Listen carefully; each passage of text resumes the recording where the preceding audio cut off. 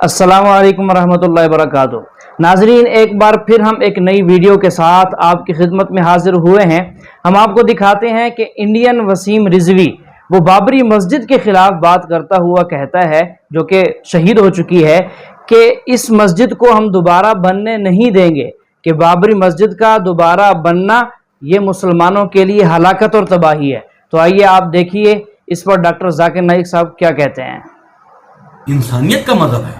हिंदू और उनके धार्मिक स्थलों से नफरत करना इस्लाम नहीं है। ये हिंदुस्तानी मुल्ला जिहाद के रास्ते पर चलकर हिंदुओं का कत्लेआम करना चाहते हैं। हम इंसानियत की बात करते हैं तो हमको इस्लाम से बाहर बता रहे हैं। किसी को भी इस्लाम से बाहर करने का किसी भी मुल्ला को कोई अधिकार नहीं है।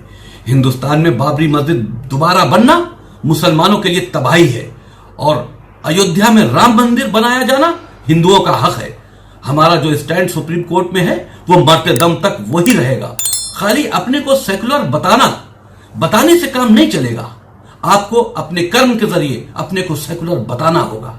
आजादी के बाद सबसे बड़ा दंगा फसाद जो हिंदुस्तान में हुआ वो था बाबरी मस्जिद का। बाबरी मस्जिद को सन 1980 के पहले कौन जानता था? मैं तो नहीं जानता था, कुछ लोग शायद जानते थे। आम हिंदुस्तानी जानता ही नहीं था बाबरी मस्जिद क्या है और राम जन्मभूमि की जगह क्या है। ना मुस्लिम जानता था ना हिंदू जानता था। आम मुसलमान जानता ही नहीं था, आम हिंदू जानता ही नहीं था, आम हिंदुस्तानी नहीं जानता था। लेकिन इसको एक पॉलिटिकल प्लॉय बनाया गया, पॉलिटिशियन वोट बैंक के लिए। सुप्रीम कोर्ट ने ऑर्डर पास किया था कि इस डिस्प्यूटेड साइट पे, इस इख्तिलाफी जगह पे कोई नहीं आना चाहिए। उसके बावजूद 6 दिसंबर सन 1992 में 1992 में 6 दिसंबर में एक बड़ी गैदरिंग हुई उसी डिस्प्यूटेड साइट के ऊपर, बाबरी मस्जिद राम जन्मभूमि इश्यू की जगह पे। ऑर्डर था सुप्रीम कोर्ट का, सबसे हाईएस्ट अथॉरिटी इस मुल्क की, नो गैदरिंग। तो भी गैदरिंग हुई। कौन गैदरिंग किया? Opposite party of politicians in the opposite party. हुकूमत चाहती थी तो रोक सकती थी, आसानी है। पुलिस उसके पास है, हथियार था, आसानी। लेकिन नहीं रोका। क्यों नहीं रोका? ऑपोजिशन ने गैदरिंग की वोट बैंक के लिए, क्या मुझे वोट मिलेगा। पॉलिटिशियन जो पावर में थे, अगर मैं इनको रोकूंगा तो मेरा वोट बैंक जाएगा, तो जाने दिया, आन दो, नो प्रॉब्लम, आ जाओ, पीछे के रास्ते से आओ। लेकिन टेलीविजन पे दिख रहा था सुप्रीम कोर्ट का ऑर्डर, नो गैदरिंग। उसके बाद क्या होता है? हजारों की तादाद में, 10,000 से ज्यादा, हजारों, tens of thousands of people, lakhs of people, लाखों लोग इकट्ठा हुए सब जगह से, त्रिशूल लेके बाबरी मस्जिद को शहीद करते। कोई भी अक्लमंद इंसान क्या त्रिशूल और तलवार से बाबरी मस्जिद नीचे आ सकती है? सैकड़ों साल से इतनी मजबूत इमारत आ सकती है? बोलते स्पॉन्टेनियस रिएक्शन था, प्लानिंग नहीं थी। टेलीविजन पे लाइव दिख रहा है, लाइव दिखा रहे, लाइव टेलीकास्ट, लाइव मैच होता है ना, वैसा लाइव दिखा रहे थे। कितने चैनल दिख रहा था। ऑपोजिशन के पॉलिटिशियन बैठे उधर, हुकूमत बैठे हुए पुलिस के सामने, और बाबरी मस्जिद नीचे आती। कैसा? बाय डायनामाइट दिख रहा है। और बोलते कि स्पॉन्टेनियस रिएक्शन था। क्या स्पॉन्टेनियस? प्लानिंग थी। बम के जरिए बाबरी मस्जिद को शहीद किया जाता है। मुझे लगता है कि जॉर्ज बुश ने ये बाबरी मस्जिद डिमोलिशन को देख के उसको आइडिया आया होगा कि 9/11 न्यूयॉर्क ट्विन टावर को बम से गिराओ। «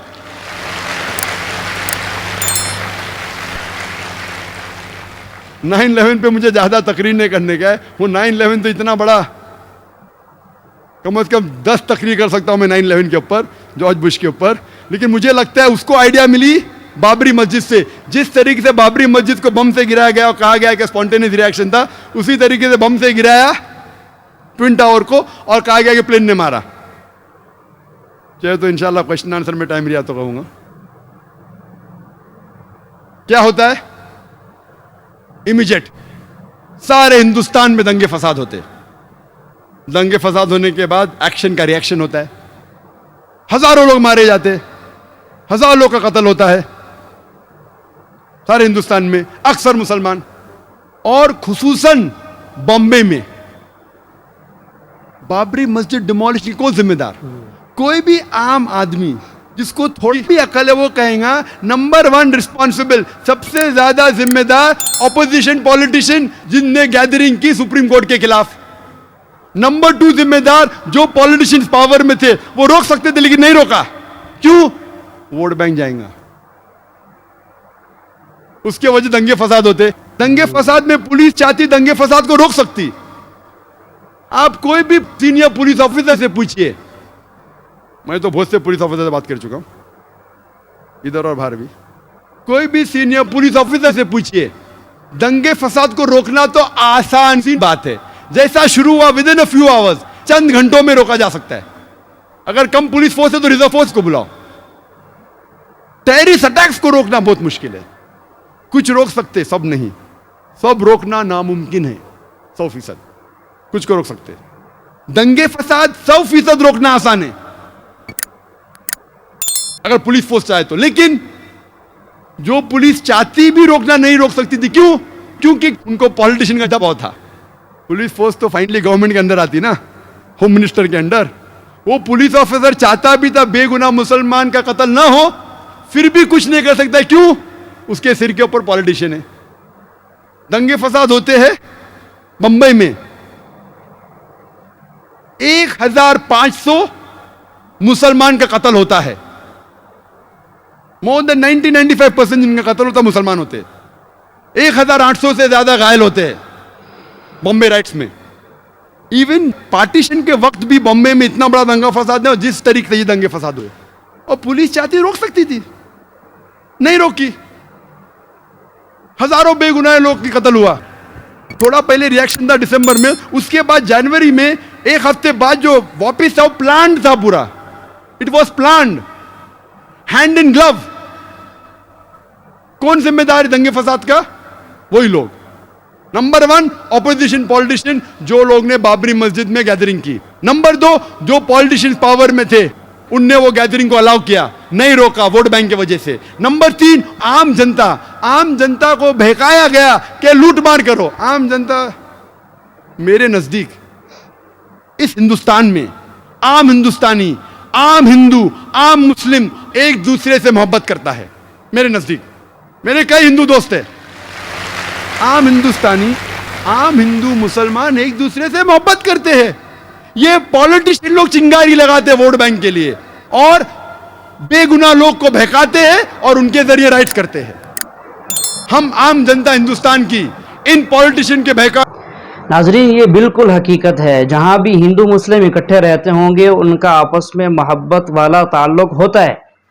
اور یہ جو دنگے اور فساد ہوتے ہیں اس میں ہاتھ ہوتا ہے حقیقت میں پولیٹیشین کا. لیکن پھر اس کے بعد ڈال دیتے ہیں کس پر؟ مذہبی جماعتوں پر ڈال دیتے ہیں کہ یہ مذہبی جماعتیں یہ سارا کچھ کر رہی ہیں اور آپس میں سنی شیعہ کو، سنی بریلوی کو پھر یہ باتیں نکال آتی ہیں. میں نہیں آنا چاہیے. نمبر 3 رسپانسبل عام جنتا جو بیوقوف بن جاتی ہے. نمبر 4 پولیس جو روک سکتی تھی نہیں روکی. جو لوگ روکنا چاہتے تھے بھی نہیں روک سکتے. کیوں؟ ان کا ٹرانسفر ہو جائے گا.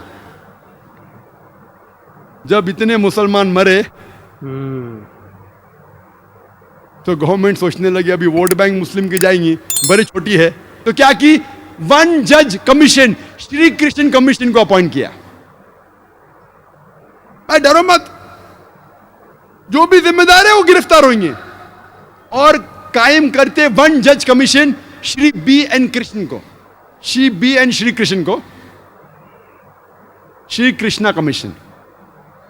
اور مجھے کہنا پڑے گا بلا شبہ کہ جسٹس شری کرشنا وہ ایک ڈیواؤٹ ہندو ہے، ہندو دھرم کا پالن کرتے ہیں، لیکن ساتھ ساتھ وہ ایک جسٹ اور اپرائٹ انسان ہے. ساتھ ساتھ وہ ایک ایماندار اور عدل کے انسان ہیں، ناگرک ہے.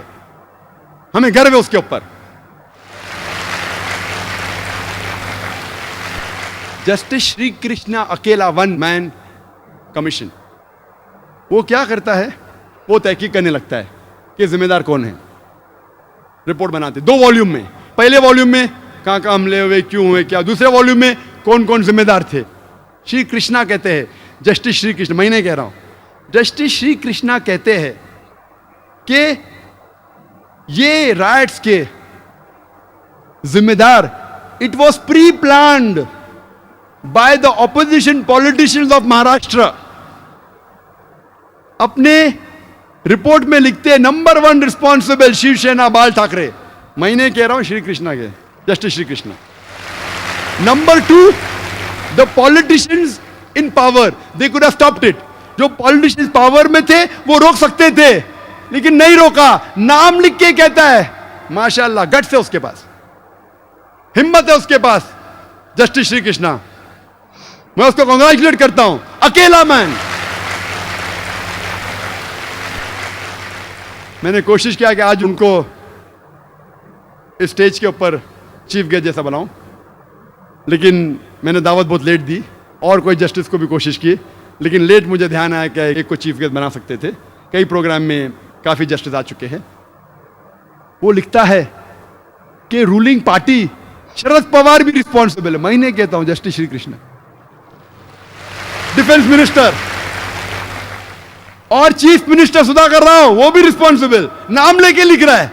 ماننا پڑے گا اس شخص کو, داد دیتا ہوں میں اس کی. الحمدللہ ثم الحمدللہ, اللہ اس کی حفاظت کرے. گٹ سے اس میں وہ لکھتا ہے اپوزیشن پارٹی پہلی ریسپانسبل, لوکل مہاراشٹر گورنمنٹ کی. Ruling party next responsible.